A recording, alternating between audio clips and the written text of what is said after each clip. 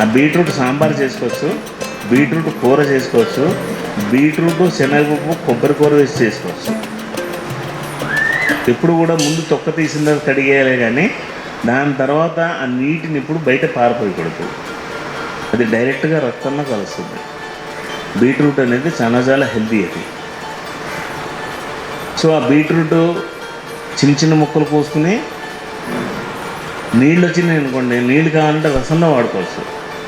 దానికి ఏం లేదు, జస్ట్ ఇందాక వేసింటే పోపు అంతే, ఆ పోపులోనే ముక్కలు వేసి తీసేయడం అంతే. అలా బీట్రూట్ కూర చేసుకోవచ్చు. దాంట్లోనే నానబెట్టిన శనగపప్పును ఉడకబెట్టి శనగపప్పు కలిపి కొబ్బరి కూర కూడా వేసుకోవచ్చు. కొంతమంది హోటల్లో చేస్తూ ఉంటారు, కమిడియన్స్ ఎక్కువ చేస్తారు ఇలాగా. కానీ బీట్రూట్ సాంబార్ అనేది మనమే కట్టబెట్టి ఎవరు చేయలేదు.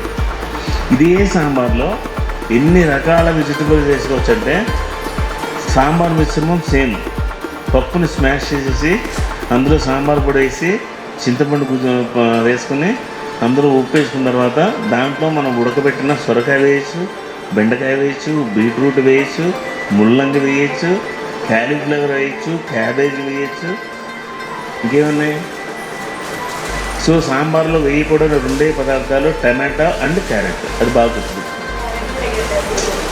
సాంబార్లో వేయకూడదు.